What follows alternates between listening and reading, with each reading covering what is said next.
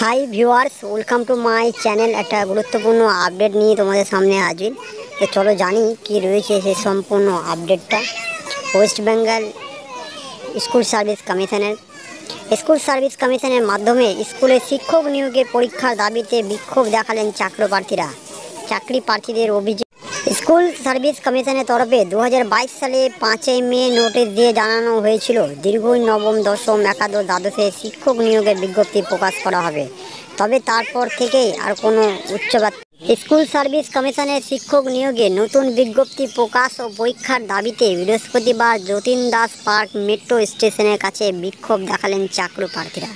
এই নিয়ে দুপুরে এই বিক্ষোভে হাজিরা মোড়ের সাময়িক উত্তেজনা তৈরি হয় এবং চাকরি প্রার্থীদের দাবি, নবম দশম শ্রেণীর শিক্ষক নিয়োগের শেষ পরীক্ষা হয়েছে 2016 সালের 27শে নভেম্বর। একাদশ দ্বাদশে শিক্ষক নিয়োগের শেষ পরীক্ষা হয়েছে 2016 সালের 4 ডিসেম্বর। তারপরে আর কোনো পরীক্ষা হয়নি। আন্দোলনকারী চাকরি প্রার্থীদের দাবি, প্রতি বছর হাজার হাজার পড়ুয়া বিএডের প্রশিক্ষণ নিচ্ছেন, কিন্তু পরীক্ষা হচ্ছে না। এ এক অসহনীয় অবস্থা।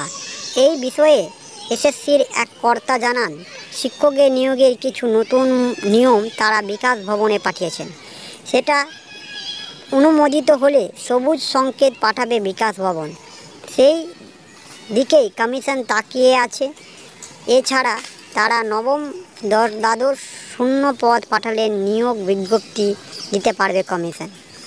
তার আগে কিন্তু নিয়োগ দিতে পারবে না।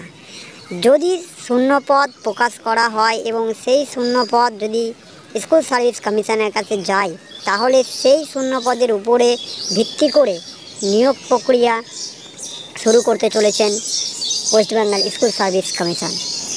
তো এই রয়েছে সেই আপডেটটা।